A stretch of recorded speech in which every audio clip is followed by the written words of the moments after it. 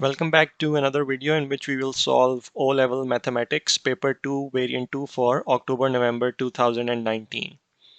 So let's start with question number 1. Tanya owns a small business. Tanya has 4 employees. Every week, the employees each work for 7 whole 3 by 4 hours each day for 5 days. Each employee is paid $15.20 per hour. Calculate the total amount Tanya pays her 4 employees in 1 week. So we can first calculate the payment to one employee, like the amount paid to one employee, and then multiply it by 4 to calculate the total amount paid. So first we need to calculate the number of hours worked by each employee in 1 week. So number of hours worked by one employee in a week. So this will be 7 whole 3 by 4 for 1 day. So you multiply it by 5 to get the total for the week. So 7 whole 3 by 4 multiplied by 5 is 155 over 4 hours. And then we can calculate the payment made to one employee. So payment made to one employee will be the number of hours they worked in a week, so which is 155 over 4 multiplied by the hourly pay, which is 15.20. So you multiply this with 15.20, so you have $589. So total amount paid to 4 employees will be, so total amount paid to 4 employees.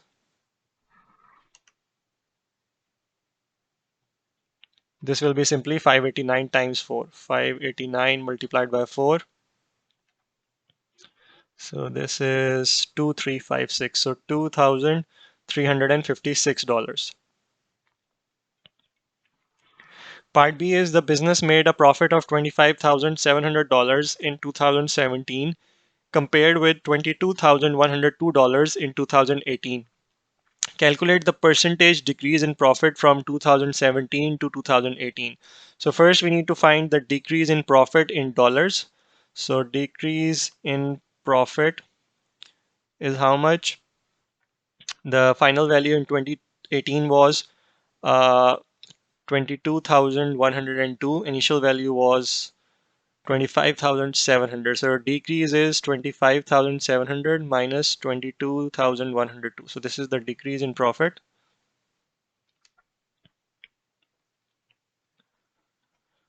which is $3,598. So the decrease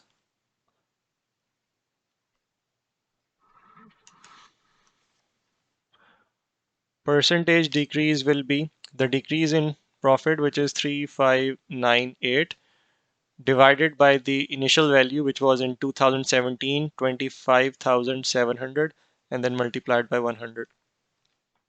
So this divided by 25,700 into 100. So this is 14%. So your answer here is 14. Part C is Tanya must add 8% sales tax to the initial cost of a job. She then adds 15% to the cost including sales tax to find the amount to charge a client. Tanya charges one client a total of $465.75 for a job. Calculate the initial cost of this job. So let's say let initial cost equals to X dollars. So now she adds 8% sales tax to the initial cost of the job. So cost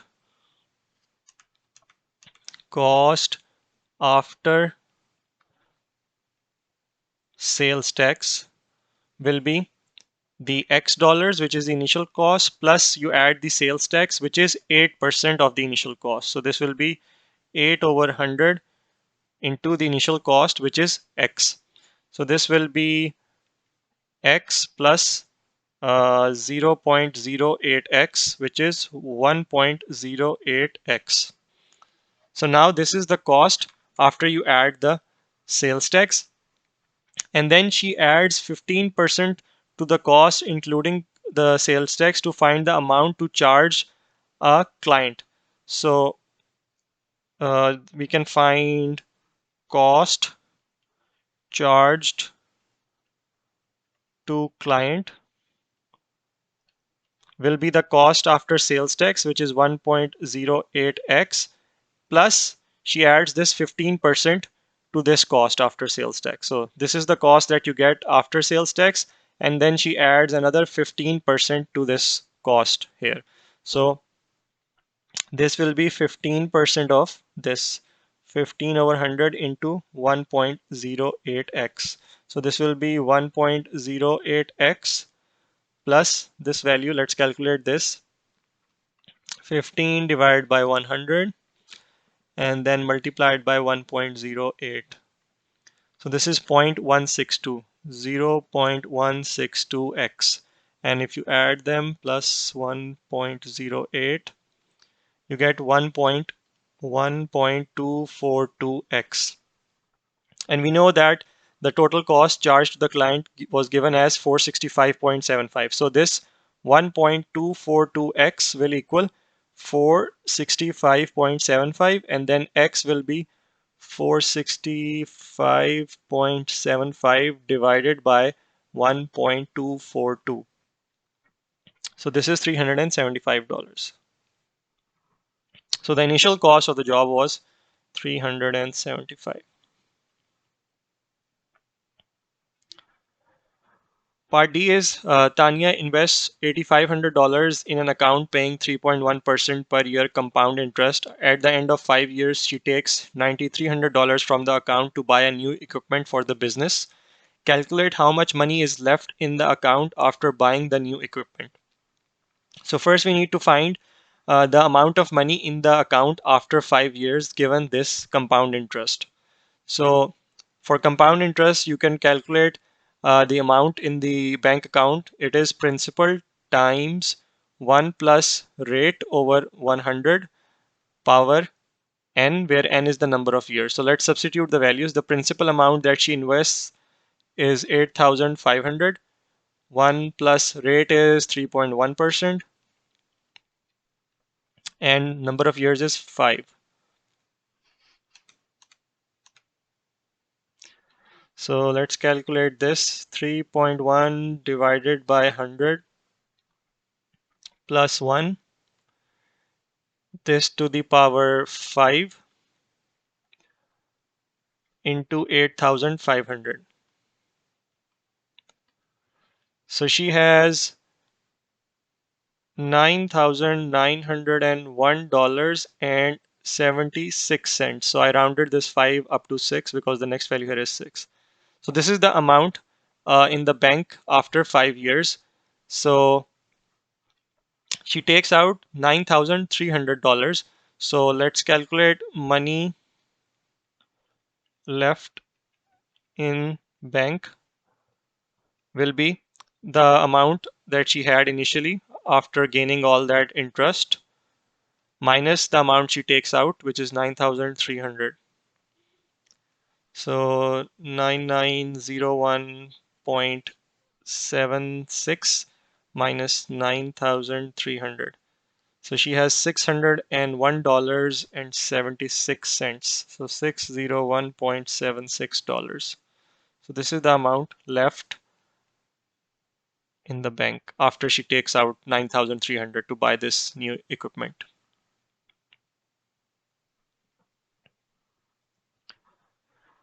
Question number 2 is shapes A, B, and C are drawn on the grid. Shape A is mapped onto shape B by a reflection. Write down the equation of the line of reflection. So to find the equation of line of reflection, we join the corresponding points through a straight line. So this is the original object and B is the image after the reflection. So this point is mapped onto this point. So if I join this like this, and then I can join another pair of points. So this point is mapped onto this point. So the midpoint of this line that I have drawn is on the line of reflection. So what is the midpoint? So this is minus 1, 1. This point here is minus 1 and 1. And this point here is minus, sorry, not minus 1 and 1, minus 6 and 1. And this is minus 6 and minus 3. So the midpoint is this point here, which is minus 6 and minus 1. And similarly here, the midpoint is this point. This is length 2. This is also length 2. So this is the midpoint. So both these points lie on the line of reflection. So whenever you get the midpoints of the line joining the object with the image, the midpoint will lie on the line of reflection. So if these 2 points lie on this line of reflection, I can connect these two like this and extend the line further in both directions.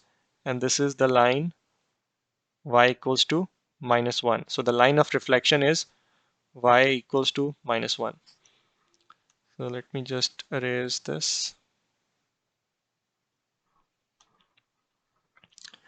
Part B is describe fully the single transformation that maps the shape A onto shape C. So this is shape A, it is mapped onto shape C. We can clearly see that the size has increased. So that means this is an enlargement. So we can write enlargement.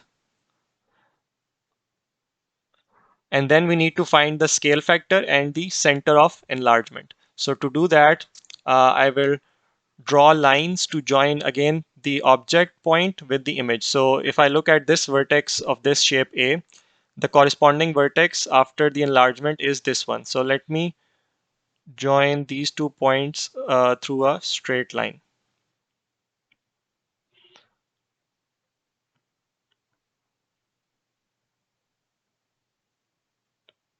like this. And then I can take another pair. So if I look at this point here, this point is the mapped. So this point is mapped onto this point here. So let's join these two as well. So I will draw another line from this point up till this point here.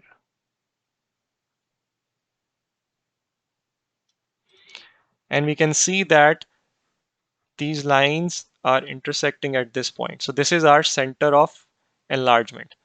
So this point here is minus 3 and 2.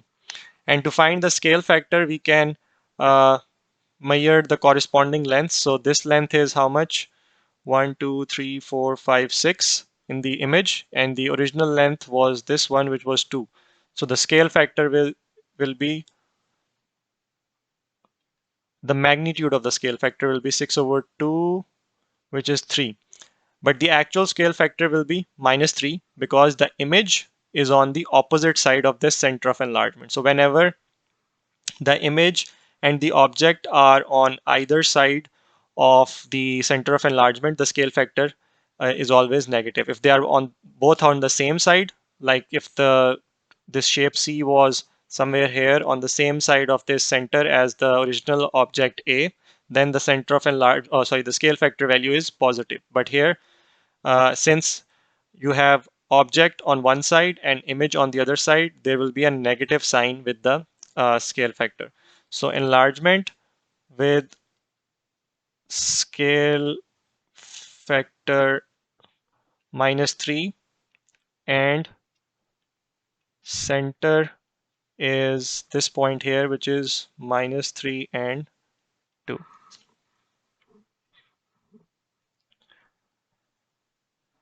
Part C is transformation T is represented by the matrix given here.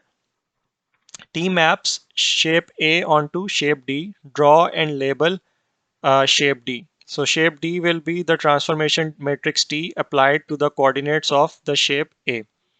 So let's find, so let's me first write this matrix here, which is minus 1, 0, 0, minus 1. And then let's write down the coordinates of the vertices of A. So this, let's start with this one. This is minus 6 and 3, minus 6, 3. This is minus 6, 1, minus 6, 1. This one here is minus 5 and 2, minus 5 and 2.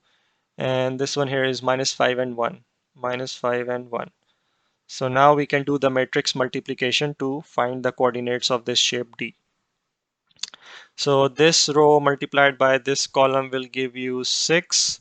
This row multiplied by this column will give you 6 again. Then you have positive 5. This row multiplied by this column will give you positive 5 again. And then you multiply this row with this column. 0 multiplied by minus 6 is 0. Minus 1 times 3 will be minus 3. Minus 1 times minus 1 will be minus 1. This will be minus 2. So every time I multiply, this 0 is multiplied by the top value and minus 1 is multiplied by this bottom value. And then we add them together. So 0 times anything is 0. Minus 1 times 1 will be minus 1. So these will be the coordinates: 6 minus 3, 6 minus 1, 5 minus 2, and 5 minus 1. So let's plot these. Let me erase this now.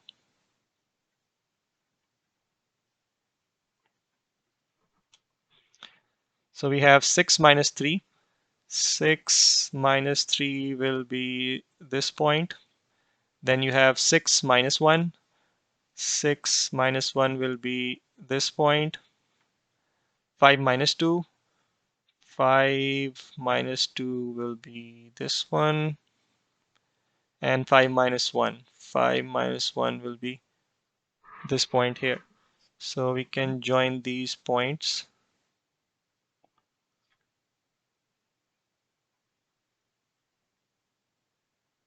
And this is your shape D.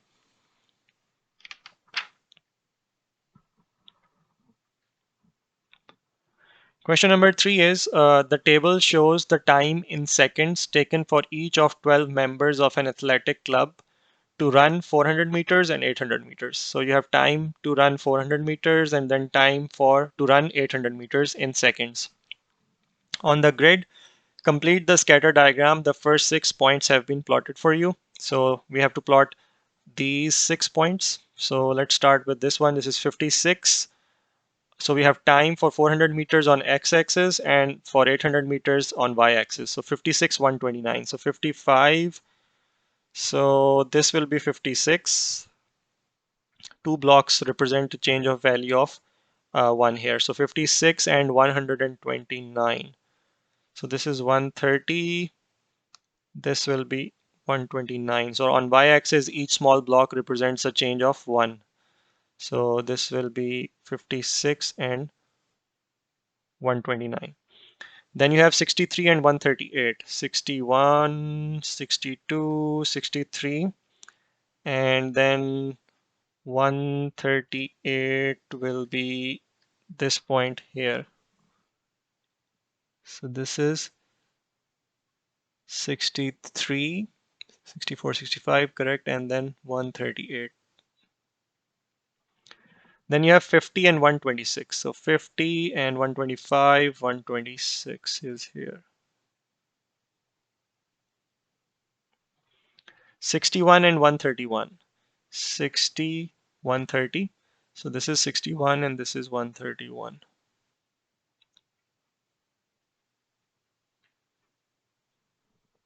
53 and 119. 53 is this one and 119 will be this point here.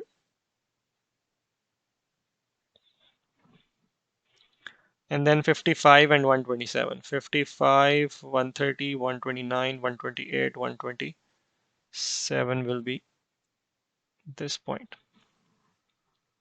So now you have plotted all the 6 remaining points as well. Part 2 is runners who took less than 55 seconds to run 400 meters and less than 125 seconds to run 800 meters are selected to enter an athletics competition. How many of these runners are selected for the competition? So you have 55 seconds to run 400 meters. So that means this line here. So let me actually draw a line.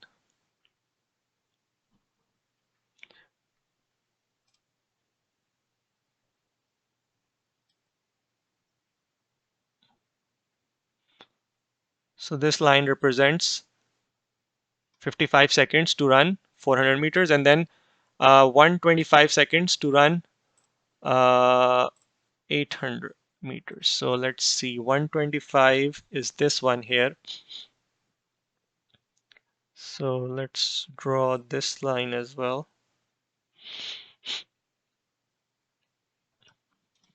So now the athletes that are selected in this uh, competition, they have times of 55 less than 55 seconds to run 400 meters. So that means towards the left side of this line, all the times to the left are less than 55 seconds to run 400 meters and less than 125 seconds to run 800 meters. So below this line and towards the left of this line. So that means inside this square, how many athletes are there? 1, 2, 3, 4.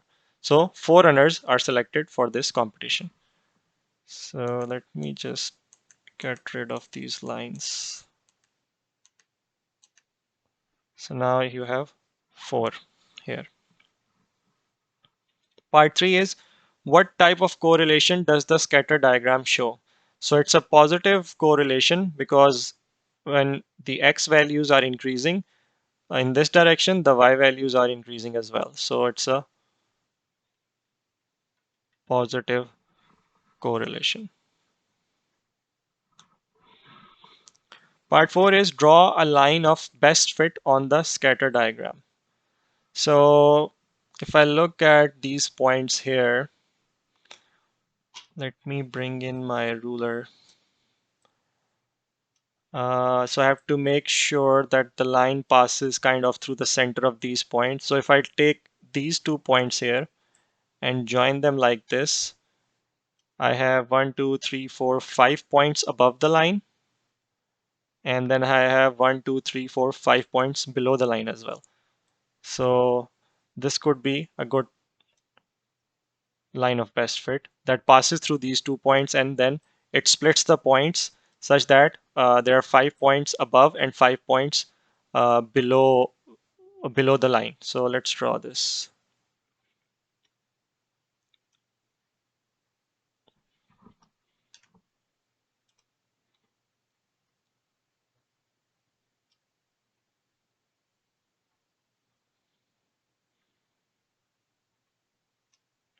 So I'll extend it to the other side as well.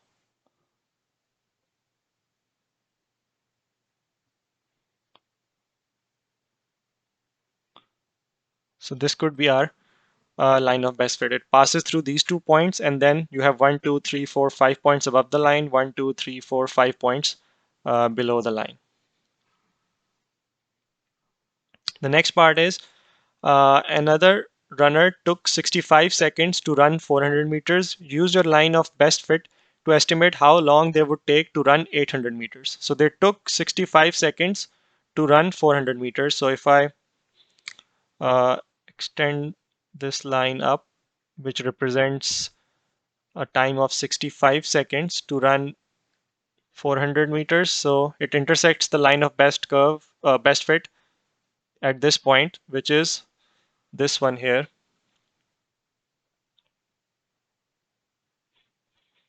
And it looks like the time for 800 meters will be 135 seconds. So this will be 135.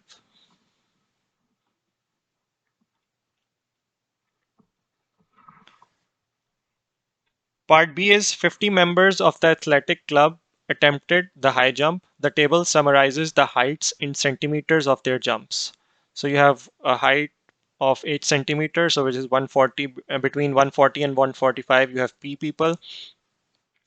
One between height of 145 and 150 centimeters. So 10 people jumped between 145 and 150 centimeters. 15 people jumped between 150 and 155 centimeters high, and so on.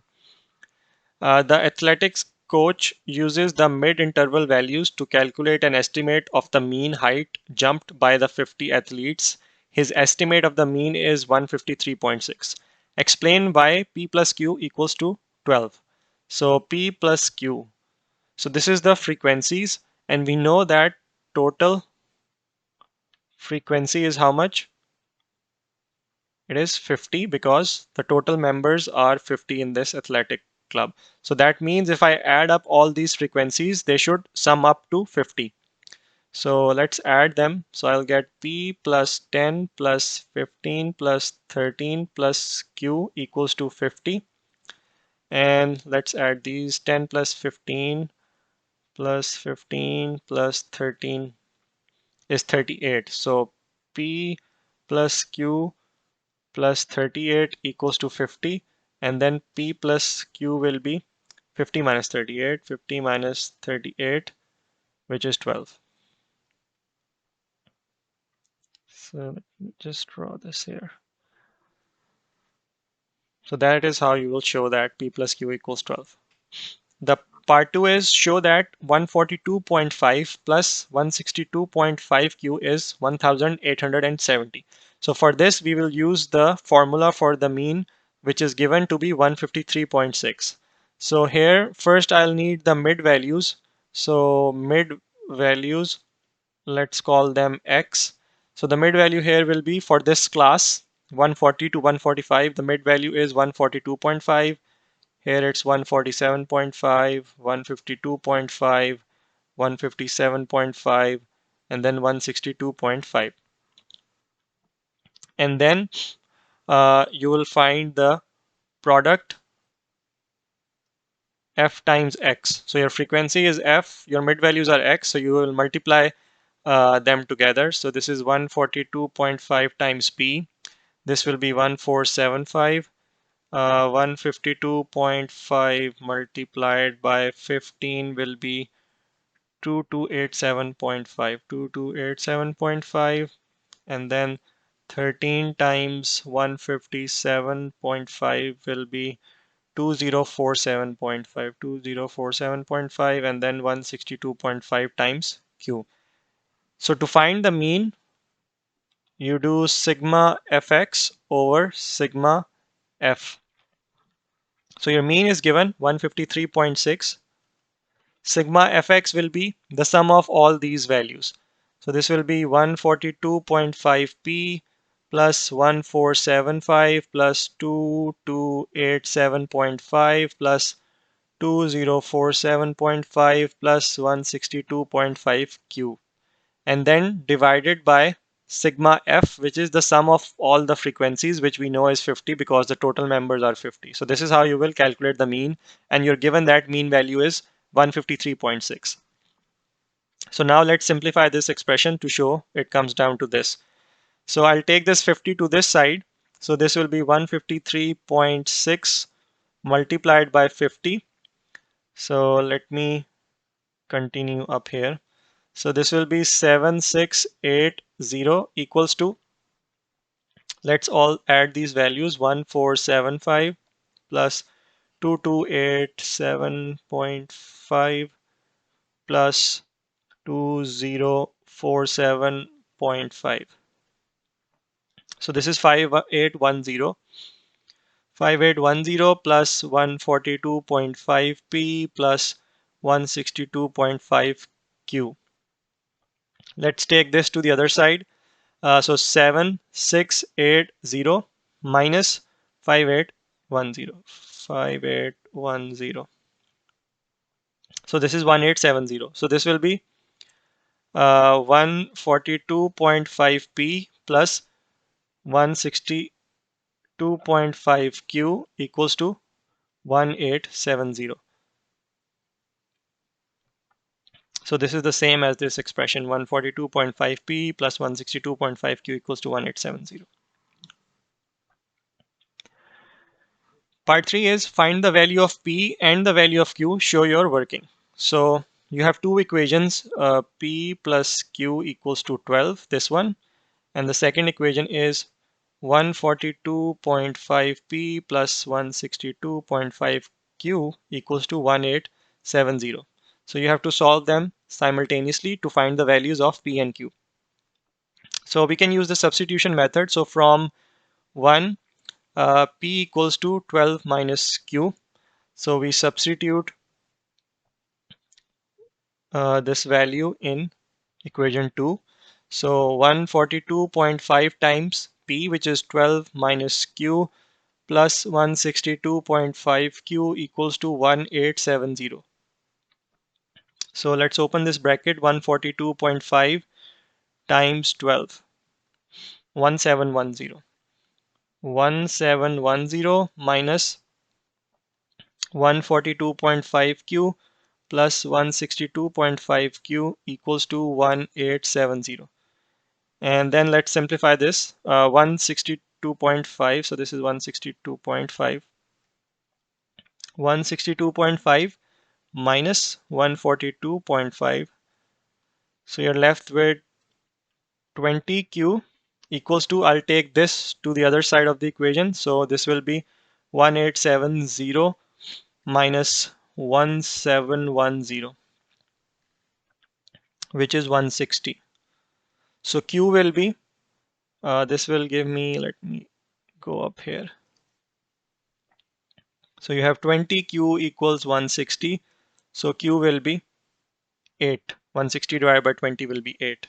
So now we can substitute in this. P equals to 12 minus Q, which is equals to 12 minus 8, which is 4. So P value is 4 and Q is 8.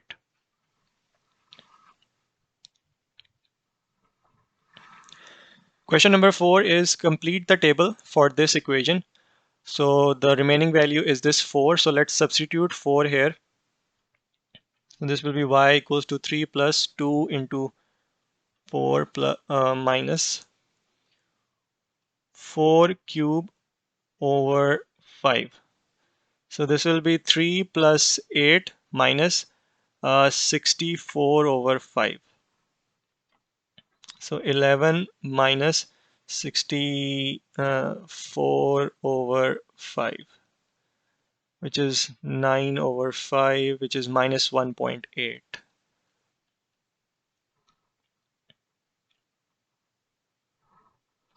So this is the value that was missing from the table. The next part is draw the graph of this equation for values of x between minus 4 and 4. So let's plot these points given in the table. So minus 4 and then 7.8. So each small block represents a value change of 0.2. This is 7, 7.2, 7.4, 7.6, 7.8. This point here. And then you have minus 3 and 2.4. Minus 3, 2.4. Minus 2 and 0.6 will be this point here. Minus 1 and 1.2 will be this point here. 0 and 3. 1 and 4.8. 1 and 4.8 will be this one. 2 and 5.4. 2 and 5.4 will be this. 3 and 3.6. 3 and 3.6 will be this one.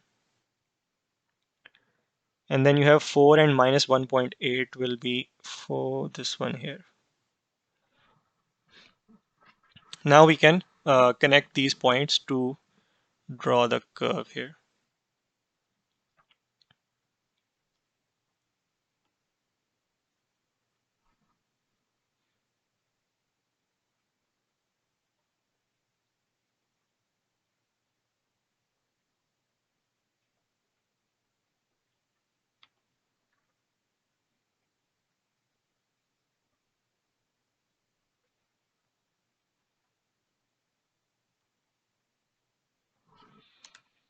Let me try this one again.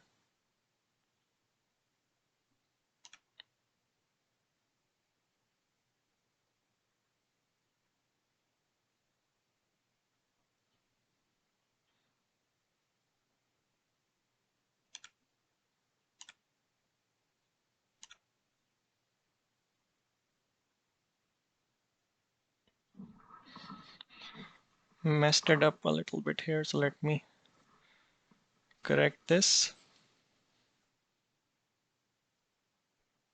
All right, so this will be your curve for this. Part C is by drawing a tangent, estimate the gradient of this curve at 1 and 4.8. So 1 and 4.8 is this point here. So to draw the tangent, I'll bring in my ruler here. So I have to make sure that this line just touches this curve at this point. So let me adjust my ruler here a little bit.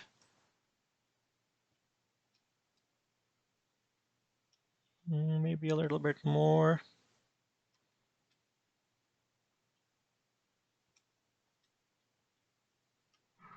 So this looks like if I draw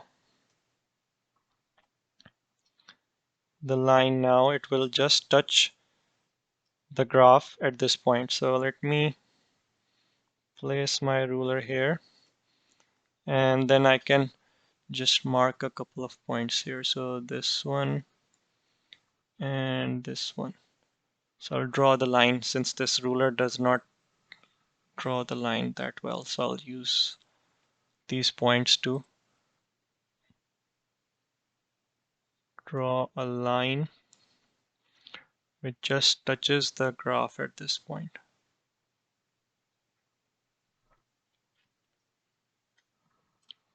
So this will be your line. So let's take any 2 points on this line to calculate the gradient.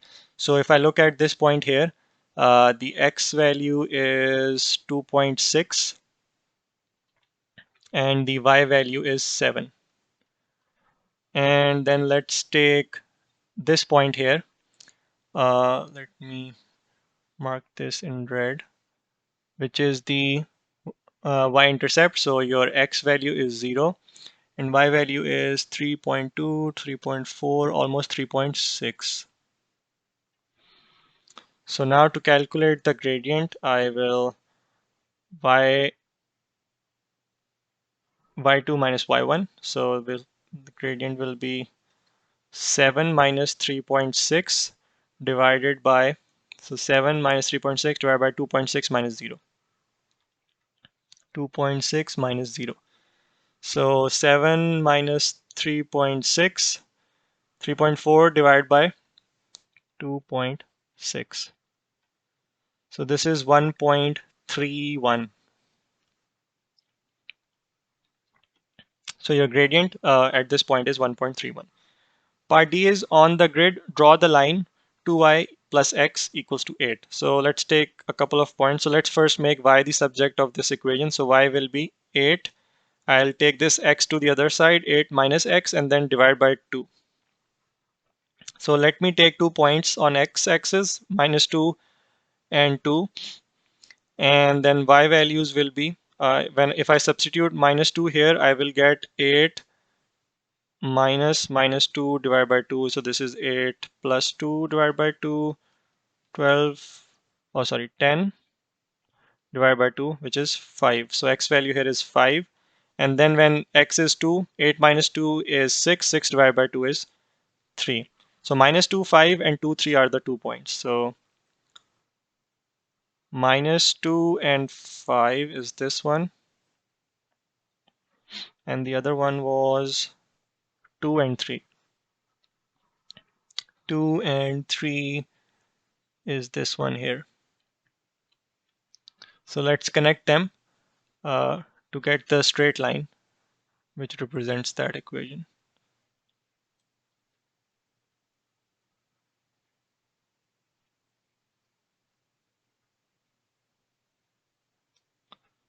So I'll make sure I extend that to the other side as well.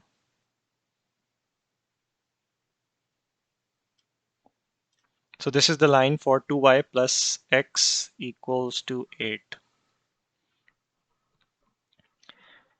Part 2 is write down the x coordinates of the points where the line intersects this curve. So there are 3 intersection points. This here, this one, and then this one. So you have to get the x coordinates. For this one, this is minus 3. So here on the x-axis, I have minus 3.1 minus. Okay, so each small box represents a change of 0.1. So this is minus 3.5, minus 3.6, minus 3.7. So this point is minus 3.7.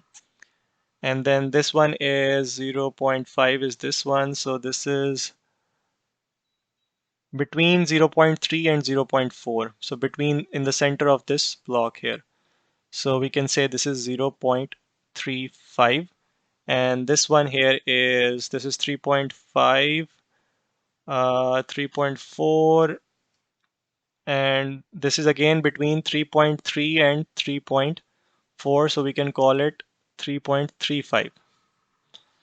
So let me actually write this down in another color as well. So this is minus 3.7, this is 0.35, and this is 3.35.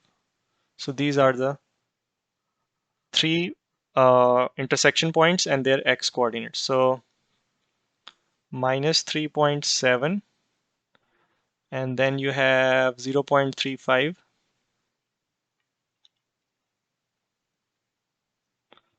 and then you have 3.35 here. So I just realized that, one second. So this value is slightly out of range. So on the marking scheme, this value is written as 0.4 to 0.5. So this is slightly off, but you can take 0.4 as well. This is probably because I did not like do a good job of drawing the smooth curve between these 2 points, but you get the idea on how to like solve this question. Part 3 is these x coordinates are the solution of the equation. This find the values of a and b. So these x coordinates are the solution for this equation. So what do these x coordinates represent? These are the intersection points of this line and this curve. So that means if I solve these two equations simultaneously, this equation for line and this equation for the curve, I will get three values for x, which are these three x coordinates. So I have equation for the line, which is 2y plus x equals to 8. And then I have equation for the curve, which is 3 plus 2x minus x cube over 5. So let's solve them simultaneously and we will get an equation in this form. So you have x here, that means we need to eliminate the variable y. So this is equation 1, this is equation 2. So I have y already in terms of x. So I can substitute equation 2 in equation 1. So that means I will substitute the value of y. So this will become 2, y will be 2 into y value is 3 plus 2x minus x cube over 5 plus x equals to 8. So now if I open up this bracket, I will get 6 plus 4x minus 2x cube over 5 plus x equals to 8. And then I'll bring this 8 to this side as well. So I will get minus, so I'm writing the highest power of x first. So this is minus 2x cube over 5 plus 4x plus x will be 5x. And then 6 minus 8 will be minus 2, right? Equals to 0. And now I have to bring it in this form. So I have 2x cube here. For here I have x cube over 5, and then I also have a negative sign here. So if I multiply both the left side and the right side with minus 5. So let's multiply this side with minus 5 and then multiply this 0 with minus 5 as well, so that I can bring this equation in this form. So if I bring this minus 5 inside, this 5 and 5 will cancel out. Minus and minus will become positive. So let me continue here. So this will become 2x cube. Then minus 5 times plus 5 will be minus 25x. And minus 5 times minus 2 will be plus 10 equals to minus 5 into 0 is still 0. Now, if you look at this equation and this equation, they look similar and we can compare the coefficients directly. So for x cube, we have 2 here, we have 2 here. For the x, well, x, we have the coefficient a.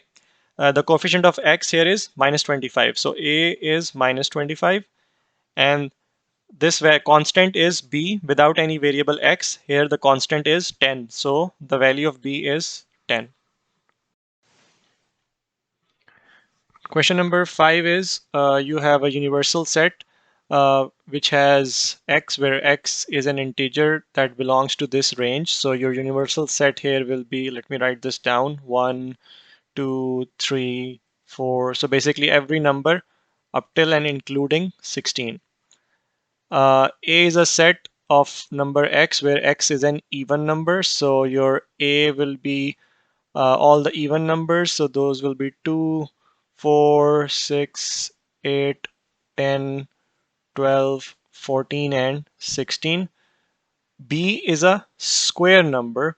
So square numbers here will be, so you have 1, which is a square number. 1 square is 1. Then you have 4, which is also a square number because 2 square is 4. So 4.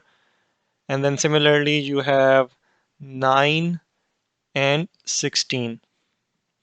And your set C, where the number in this set is a factor of 100. So let me just draw these lines here to show each of these sets.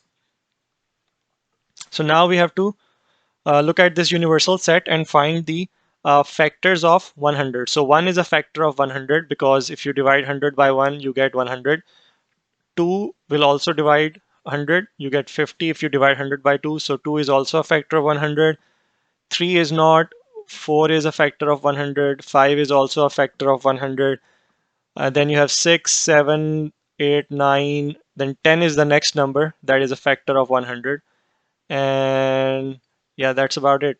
So these are all the numbers that are factors of 100. So part 1 is complete this Venn diagram. So always start from the biggest intersection. So this is the intersection of all these three sets, A, B, and C. So which is the common number which is part of all these three sets, A, B, C? If you look at the numbers here, 4 is the only number that is part of all these three sets. 4 is an even number, 4 is a square number, and 4 is also a factor of 100. So we will have 4 here.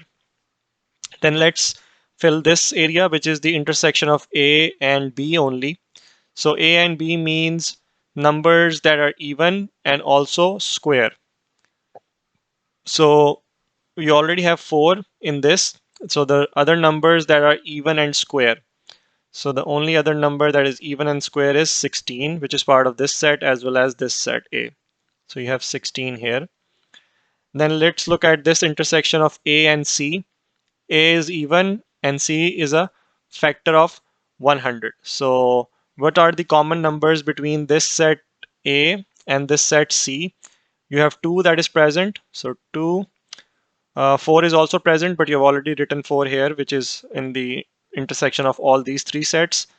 Then you have 6 is not present here, 8 is not present here, 10. 10 is present in both sets A and C. So 10 is also part of this intersection. And then you have no other numbers that are common between A and C. Now let's look at the numbers common between B and C. So square numbers and factors of 100. So between these two, the only common number between set B and set C is this 1. There is no other common. There's 4 common, but we have already written 4 here. Yeah, so 1 is the only number that is left that will be written here. And then we can write the remaining numbers in each of these sets. So let's look at B. You have 1, 4, 16 already here. So 1, 4, 16, the only number left is 9. And then if you look at set C, you have 1, 2, 4, 10. 1, 2, 4, and 10 are already there. Then 5 is the only one left. And then let's look at A.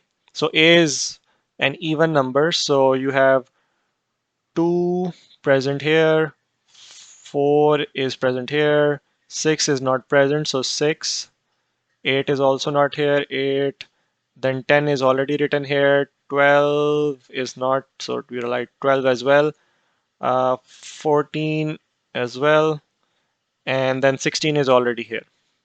And then you have to write the remaining numbers that are not part of any of these three sets in the universal set outside. So let's start with 1. 1 is here, 2 is here, 3 is not part of any of these, so we can write 3 here. 4 is written already, 5 is here, 6 is here, 7. So 7 is missing, 8 is here, 9, 10, 11 is missing, so 11 is outside, 12 is here, 13 is not there, so 13. 14 is here, 15 is missing, so 15 and 16 is here. So these are the numbers that are outside out of all these three sets. Part 2 is find the number of elements in A complement union B. So we have to basically find the number of elements that are, this is A, and then let me label B as well. So this is B. So union means you have to combine all the elements. So B means all the elements in B. So let's first write down all the elements in B here. These are 16, 4, 1, and 9. 16, 4, 1, 9. And then union with all the elements outside of A. So we already counted these elements. So 9 and 1 are also outside of A, but we've already counted these. We do not count them again. What are the other elements outside of A? 5 is outside A. Then all these elements, 3, 7, 11, 13. So this is 13 and 15. So this is the A complement union B set.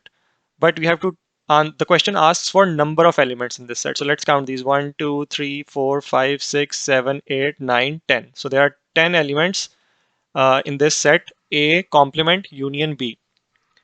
Part 3 is P belongs to A intersection C.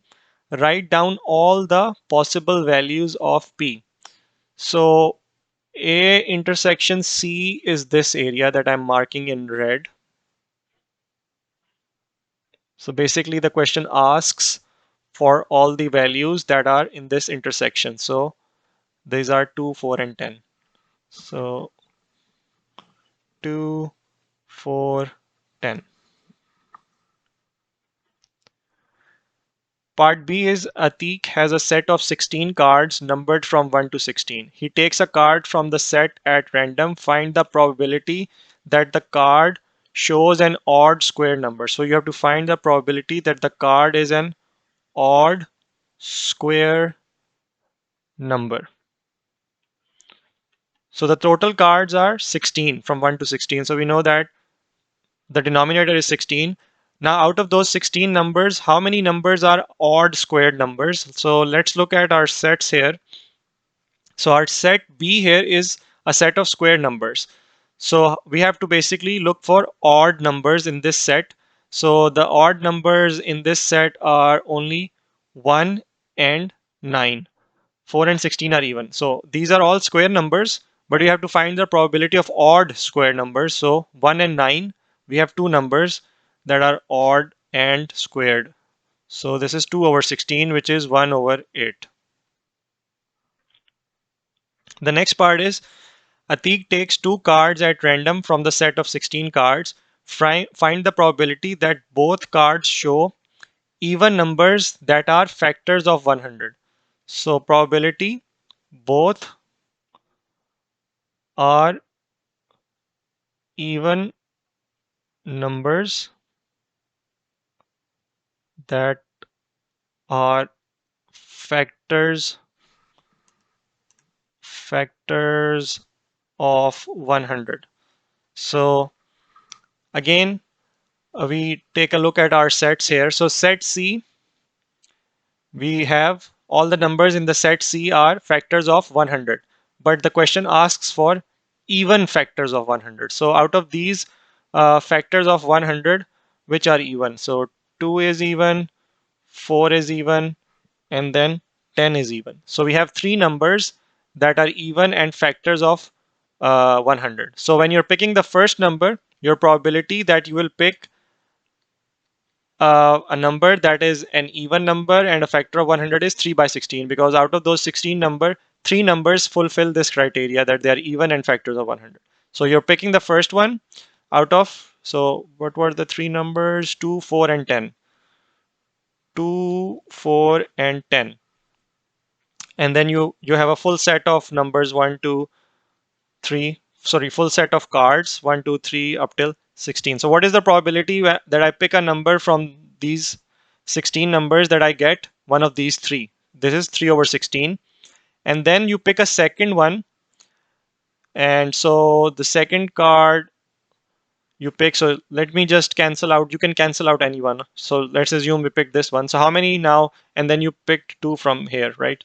So now you are left with 2 numbers that are even and factors of 100, and the total number of cards that you are now picking out from are 15, because you already picked one. So the first probability was 3 over 16, and the next probability is 2 over 15. So this will be 6 over 16 into 15, which is 240, which is 1 over 6 times 4 is 24, and then 0. So 1 over 40 is the probability. Question number 6 is rearrange the formula to make P the subject. So I'll cross multiply, take this P plus 5 here. So this will become V into P plus 5 equals to 3. Let's open this bracket. So I will get PV plus 5V equals to 3. Then PV will be equals to 3 minus 5V. And then P will be, I'll take this V into the denominator. So this will be 3 minus 5V over V. So 3 minus 5V over V. Expressed as a single fraction in its simplest form. So we will take the LCM. So LCM will be 2x minus 5 times x minus 6. So this x here will be multiplied by x minus 6. And this 3 will be multiplied by 2x minus 5 in the numerator. So let's open this bracket. So I will get x square minus 6x plus 3 times 2 is also 6x minus 15 over 2x minus 5 into x minus 6. And then minus 6x plus 6x is just 0. So this will be x squared minus 15 over 2x minus 5 into x minus 6. So this is the final answer. You cannot simplify it any further. So this will be 2x minus 5 into x minus 6. Part C is solve this equation. So I'll take this 1 minus 3x to the other side of the equation. So I get 4x plus 5, 2 into 1 minus 3x. So 4x plus 5 equals to, if I open this bracket, I get 2 minus 6x. So I'll bring 6x here. So this will be 4x plus 6x equals to 2 minus 5. 2 minus 5. So this will be 10x equals to minus 3 and x equals to minus 3 over 10.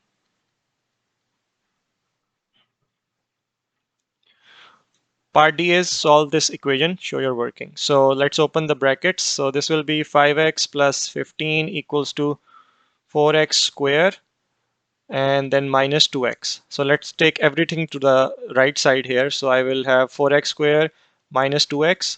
This 5 will become negative 5x, and then this positive 15 will become negative 15 equal to 0.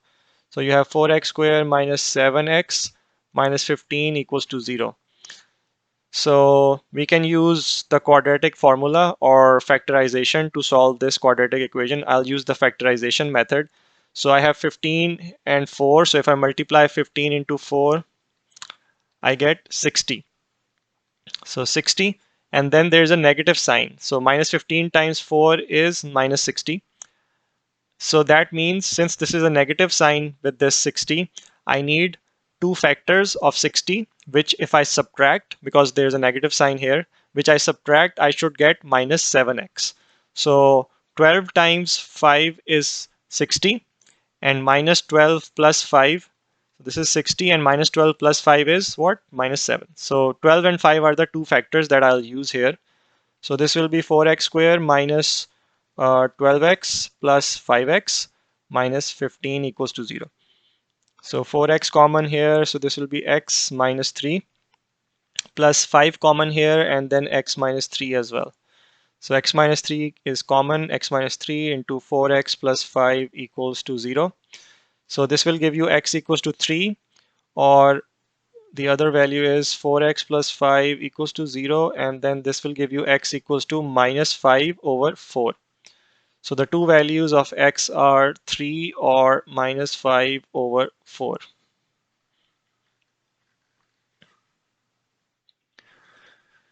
Question 7 is a field is in the shape of quadrilateral PQRS.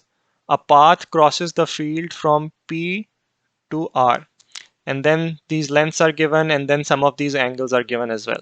So the first part is calculate the bearing of R from P. So the bearing of R from P is this angle here up till this point. So we already know this is 42 degrees. So if I find this angle, which is SPR, I can add 42 plus SPR to get the bearing of R from this point P. Now let's look at this triangle PSR. I know this angle. I know the side opposite is 325 meters.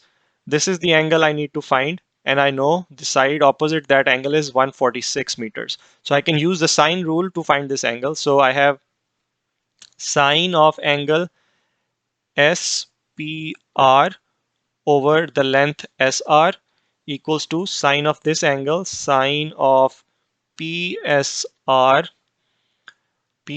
divided by the opposite length, which is PR. So let's substitute the values. So sine of SPR over SR is 146 equals to sine of PSR will be sine of 108 over PR is 325. So let me continue here. So this will give me sine of SPR will be, let's calculate this. So sine of 108 divided by 325 multiplied by 146. So this is 0.42724. So let's take the sine inverse of this, and this will give you the angle SPR as 25.3 degrees. Now the bearing of R from P is this 42 degrees plus this angle here, which is 25.3. So this is 67.3 degrees. So you can write this as 067.3 degrees. Part B1 is show that QR equals to 202 meters correct to the nearest meter. So QR is this length here. So if you look at this triangle PRQ, I know two sides and the angle between them. So that means I can use the cosine rule here. So using the cosine rule, QR square will be equals to PR square plus PQ square minus 2 times PR multiplied by PQ multiplied by the cosine of the angle between them, which is RPQ, cosine of angle RPQ. So let's substitute the values. So QR square will be PR is 325 square plus PQ square is 280 square minus 2 times PR is 325 multiplied by PQ is 280, and then cosine of RPQ is 38 degrees. So this will give you, let's calculate QR now. So this will be 325 square plus 280 square minus 2 into 325 multiplied by 280 multiplied by cos of 38. And then this is QR square, so I'll take the square root. to get the actual length QR. So this is 201.5. 201.5. So correct to the nearest meter. So this is 5. So that means I will round this up to 202 meters. So you have shown that QR equals to 202 meters. Part 2 is Mia walks at a constant speed of 5.5 kilometers per hour. Calculate the time it takes for her to walk from Q to R, giving your answer in minutes and seconds. So Q to R. So QR length, we have shown that is 202 meters, and we are given the speed is 5.5 kilometers per hour. So the time taken is distance divided by the speed. So your distance is 202 meters. 202 meters divided by the speed. So the speed given here is in kilometers per hour. So first we need to calculate the speed in meters per second because our distance is in meters. So this is 5.5 kilometer divided by 1 hour. 5.5 kilometer per hour. So if I convert these kilometers into hours, I will get 5.5 into 1000 divided by 1 hour is how many seconds? 60 into. So 1 hour has 60 minutes and then 1 minute has 60 seconds. So 60 into 60, which is 3600. So let's calculate this. 5.5 multiplied by 1000 divided by 3600. 60 times 60 is 3600. 1.528. I can write this as 1.528 meters per second. So here we have speed in meters per second as 1.528. So our time is 202 divided by 1.528, which is 132.198. So the question states that you have to give the time correct to the nearest second. So correct to the nearest second, this will be 132 seconds. And that means 132 seconds is 2 minutes, which is 120 seconds, and then the remaining 12 seconds. So 132 seconds converted into minutes and seconds is 2 minutes and 12 seconds. So the next question is the diagram shows a bowl with a circular base. The curved surface area of the bowl is formed by removing a cone with radius 12 centimeter and height 45 centimeter from a larger cone as shown in this diagram. The radius of the top of the bowl is 16 centimeter and its height is 15 centimeter. So you had two cones. So you have one large cone here. Let me first draw this one. So how the bowl is formed is you have this cone which has radius 16 and this height is 45 plus 15, which is 60. And then you remove this small cone from this larger cone which has this radius 12 and this height as 45. So you're left with this top portion which is this bowl. So the part 1 is calculate the volume of this bowl.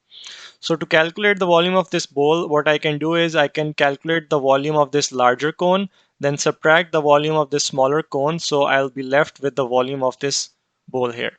So volume of bowl will equal volume of large cone minus volume of the small cone. So the volume of the cone is given this 1 by 3 pi r square h. So 1 by 3 pi r square. For the larger cone, the radius is this 16 into 16 square into the height of this larger cone is 45 plus 15, which is 60 here.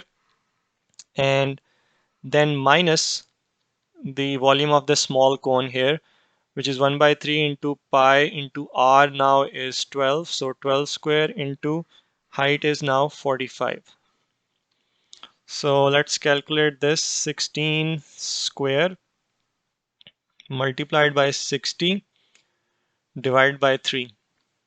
So this is 5120 pi minus 12 square into 45 and then divided by 3. So this is 2160 pi, 2160 pi. And 5120 minus 2160 is 2960 pi, which is, so let's multiply this with the value of pi. So 9299.114. So this is 9299.114. So I can write this down as 9300. You can also write 9299, but I rounded it up to make sure. So basically to get three significant figures. So this is 9300. 9299 is also an acceptable answer. Part B is the slant height of the cone that has been removed is C centimeter. So this cone, so this slant height here, this one is C centimeter of the cone that is removed. So this small cone. Show that C is 46.6, correct to three significant figures. So if I look at this small cone, if I draw this line here, this is a 90-degree angle. And this height is also 45, similar to this height. So if I look at this triangle here, I have this side 12, this side 45. This is a 90-degree angle. So C is the hypotenuse of this triangle here, this triangle. So using the Pythagoras theorem, I can write C square equals to 45 square plus 12 square. So C will be under root of 45 square plus 12 square, which is 2169. 2169. And if you take this square root of this, you will get 46.57. 46.57, which correct to three significant figures is 46.6 centimeters.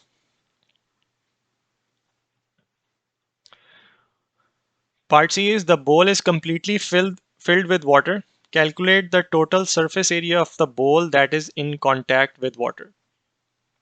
So the total surface area of the bowl is this curved surface area around the back as well, which is in contact with water, plus this shaded base as well, that is also in contact with water.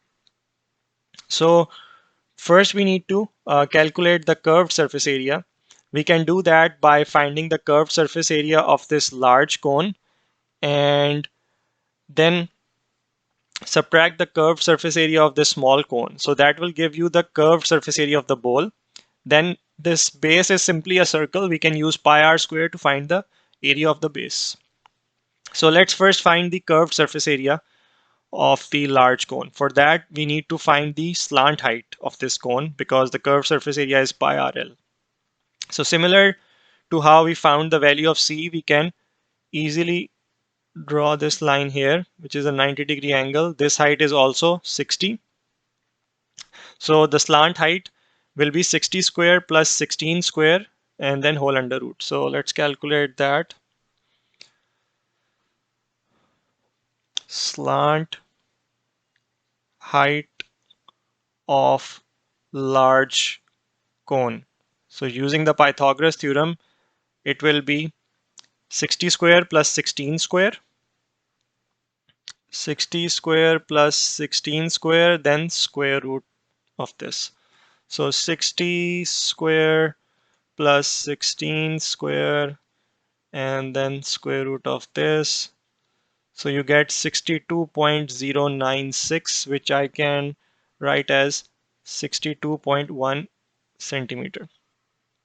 So now we can find the curved surface area of the bowl, which is curved surface area of large cone, area of large cone minus curved surface area of small cone. So what is the curved surface area of large cone? It's pi r L. The r is the radius of large cone is 16. So pi r L will be pi into radius 16 multiplied by the slant height, which is 62.1. This minus the curved surface area of the small cone, which is the radius is 12 and slant height is 46.6. So again, pi into 12 into 46.6.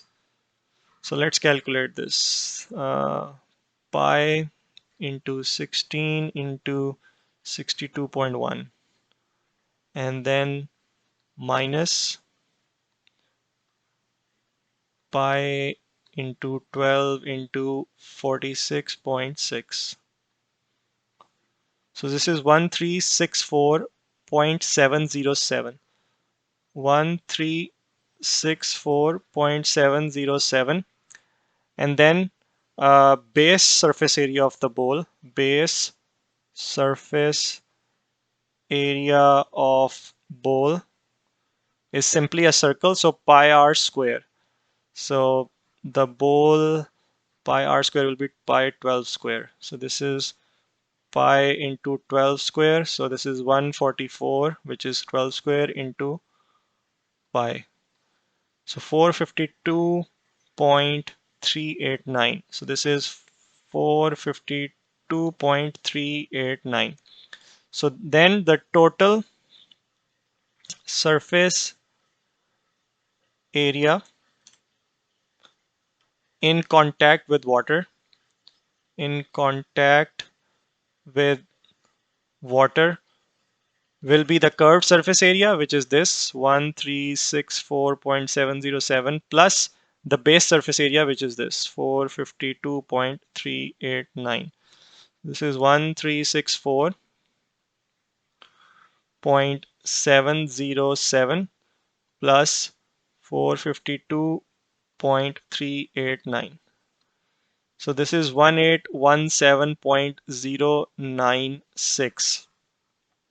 So 1817.096. So you can write it as 1817, or if you want, you can round it up to 1820 as well to make sure you have three significant figures. So in the marking scheme, both answers are acceptable. So you can write either of them. So 1820 centimeter square is the total surface area of the bowl that is in contact with the water. Question 9 is ABCD is a rectangle with AB 10. So this full length is 10, AD is 12. So this full length is 12. PQ is parallel to AB. So this length PQ is parallel to AB. So that means that also makes a 90-degree angle here. So this is 90. And RS is parallel to AD. RS is parallel to AD. So that means this is also a 90-degree angle. So these are also 90-degree angle. So these BRYQ and PDSY are also, these unshaded regions are also small rectangles. BR equals to DP equals to X centimeters. So this BR is X and this DP here is also X. So that means this length is also X and this length is also X. Part A is write down an expression in terms of X for AR. So AR is this length here. So this full length is 10, this length is X. So this will be 10 minus X centimeter. And then for AP, AP is this length here. So this full length is 12, this length is X. So this will be 12 minus X. Part B is area of shaded rectangle ARYP. ARYP, so this big shaded rectangle over the area of this full big rectangle ABCD is 3 over 4. Show that x square minus 22x plus 30 equals to 0. So what is the area of shaded rectangle ARYP? ARYP will be AR times AP. this shaded region. So area of shaded rectangle ARYP is AR times AP, and the area of rectangle ABCD is this full length AB multiplied by this full length AD. AB times AD, and it's given equals to 3/4. So let's substitute the values here. We know AR is 10 minus X. So 10 minus X multiplied by AP is 12 minus X. So you can see here as well, this is 10 minus X and this is 12 minus X. Over area of rectangle ABCD is simply this full length 12 multiplied by this full length 10 over 12 into 10 equals to 3/4. Now we can simplify this equation and show that it turns out to be this. So let me open the brackets in the numerator. So I'll get 10 multiplied by 12, 120 minus 10x minus 12x plus x square over 120 equals to 3/4. So let's continue up here. So I can cross multiply. Let me first simplify this here. I can take this 120 to the other side and simplify this. So this will be 120 minus 10 minus 12 will be minus 22x plus x square equals to 3/4 into this 120 that I took to the other side. So this will be 4 times 1, 4 times 3, and 30. So this will be 120 minus 22x plus x square equals to 30 times 3 is 90.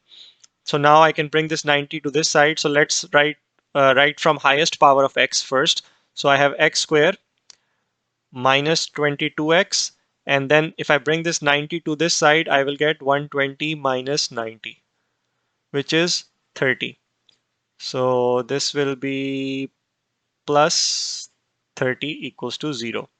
So you have shown that this equation. Part C is solve the equation, show your working, giving your answer correct to 2 decimal places. So we can use the quadratic formula to find the value of x. So x will be minus b. So this will be minus 22 plus minus square root of minus 22 square. B square is minus 22 square minus 4 times a is 1 times c is 30 over 2 times a, which is 1.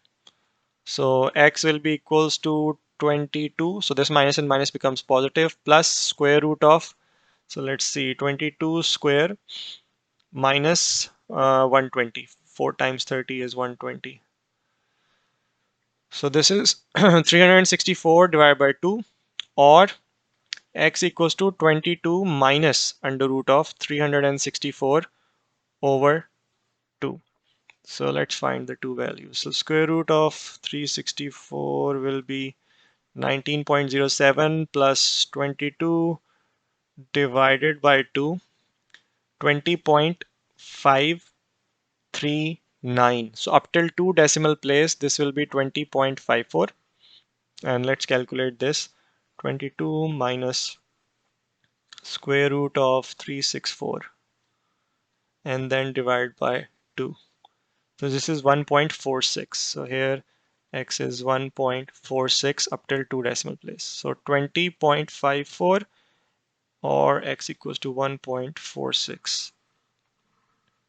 Part D is find the total unshaded area in the rectangle ABCD. So unshaded area will be this rectangle BRYQ and this rectangle PDSY.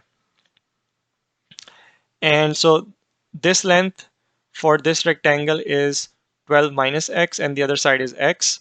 And for this rectangle, this side PY is 10 minus x and the other side is x. So out of the two possible values of x, we will use this one, 1.46, because 20.54 doesn't make sense. Because if x is 20.54, that means this value of x is actually greater than this full length 10, which is obviously not the case. So x value will be, we will take this value, which is 1.46. So area of unshaded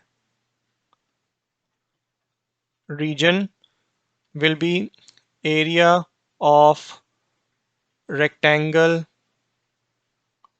So first this one, which is BRYQ, this one here, BRYQ plus area of rectangle. The other one is PDSY.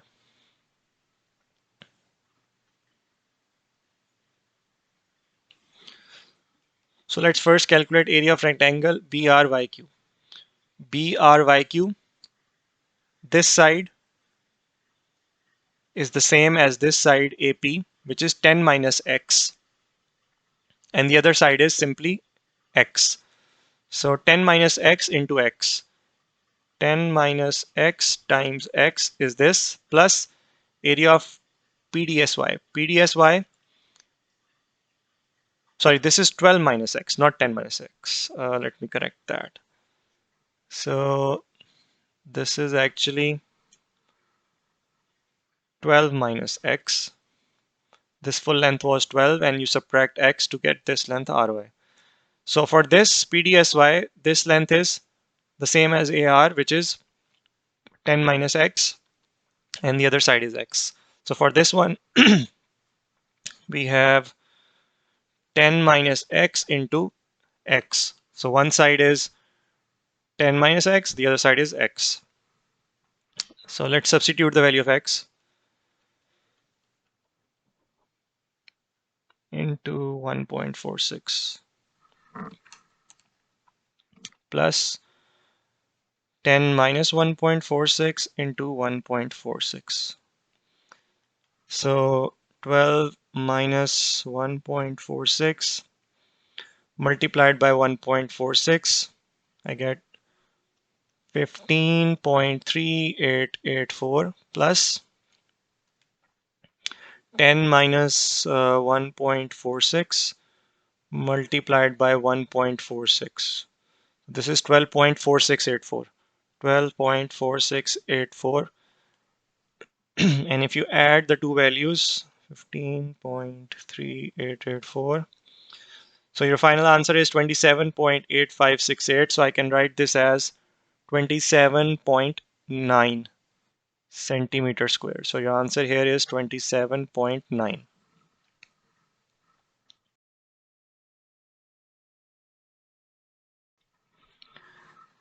So question number 10 is AC and BD are diameters. So this length AC and BD are diameters of this circle with center O. Show that triangle ABC. So this triangle ABC is congruent to triangle BAD. So BAD is this triangle BAD.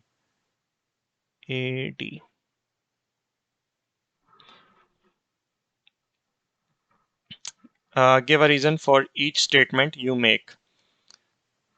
So we can see that this length AC and this length BD are equal in length. So we can say AC equals to BD. Both diameters. So these are the hypotenuse of these triangles because both this angle here is 90 degree and this angle here is 90 degree as well, because both of these angles are formed by this one. So this angle here marked in red is formed by the diameter BD, and this angle marked here in blue, 90 degree angle, is formed by this diameter AC. So we can say angle ABC equals angle BAD equals to 90 degree because angle in semicircle. Angle in semicircle. And AB is the common side between the two triangles. If you look at this red triangle and this blue triangle, AB is common. So you can say AB is common. So now using the RHS rule, which states that if the hypotenuse and one other side of two right angled triangles are equal, then they are congruent. So we have shown that their hypotenuse is equal because both the hypotenuse are the diameters of the circle, and then they have one other side which is also equal because it's a common length, AB. So using RHS, triangle A, triangle ABC is congruent to triangle BAD.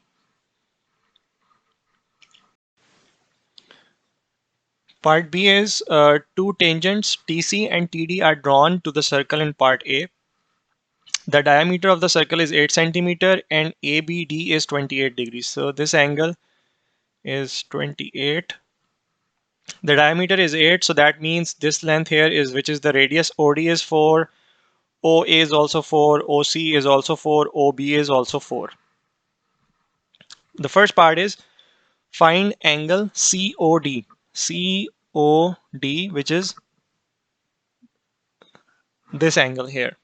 So there are a couple of ways to find this angle. I'll show you both. So since these lengths are equal, so if this angle is 28 degrees, that means angle BAC is also 28 degrees because this is OBA is an isosceles triangle. So angle BAO equals to 28 degrees as well. So this angle is 28 degrees. And we know that this full angle is 90 degrees because this angle BAD is the angle in semicircle. So BAD is 90 degrees. So that means if I want to find angle OAD, or let's call it CAD, angle CAD will be this full angle, which is 90, minus this angle BAO, which is 28. So this will be 62 degrees. So this angle here is 62. Now, if you look at this arc, it subtends this angle at the circumference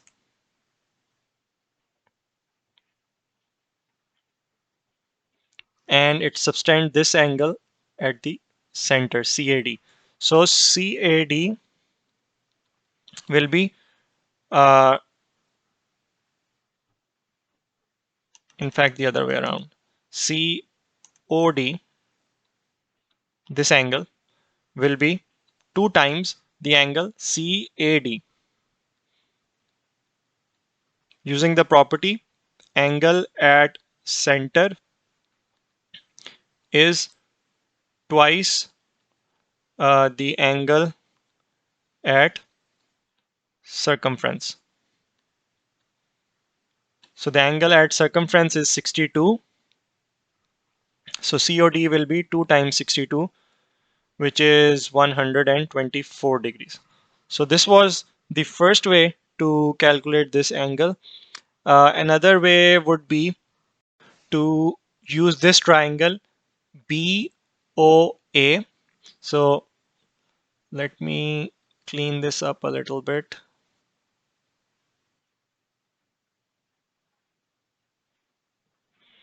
So this is 28, so this is 28, right? Because these all lengths are equal radius. So I can find this angle in the isosceles triangle ABO. So angle AOB, which is this angle here, equals to 180 minus 2 times 28. So 2 times 28 is 56. So 180 minus 56 is 124. So if this angle is 124, then this angle COD is also 124 because they are vertically opposite angles. So these two straight lines BD and AC, they form this angle 124. So this COD is equals to angle AOB because vertically opposite angles.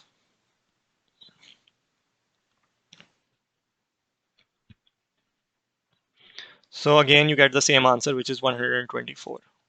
So you can use either method uh, to calculate this angle. Part 2 is calculate the area shown shaded in the diagram. So let me erase this.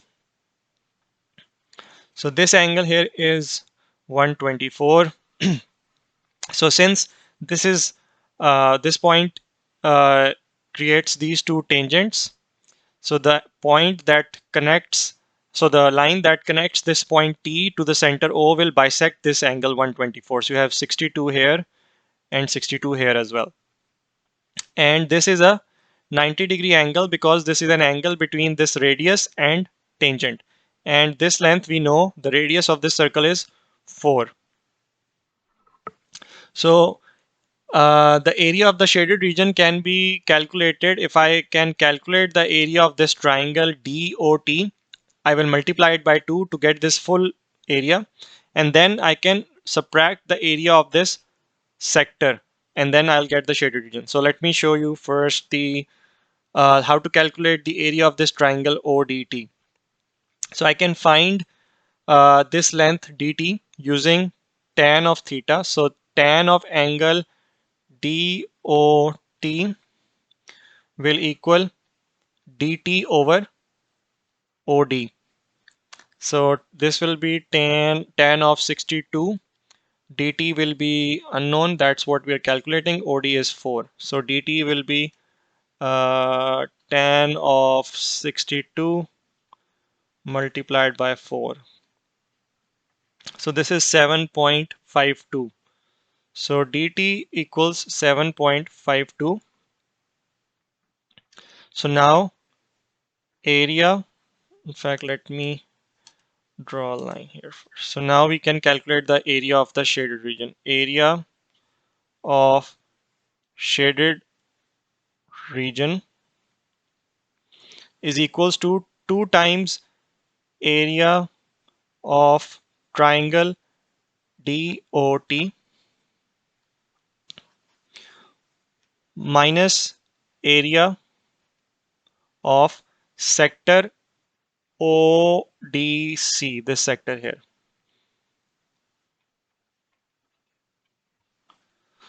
So this will be 2 times area of ODT triangle, this one here, sorry, DOT.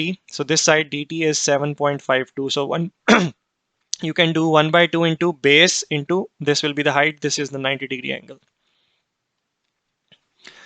So 1 by 2 into 7.52 into 4. And then minus area of sector ODC will be this full angle 124 divided by 360 into pi r square into pi into r is this radius 4. So this 2 and 2 will cancel out, 7.54 into 4. So this is 30.16 minus 124 divided by 360 into pi into r square, which is 16.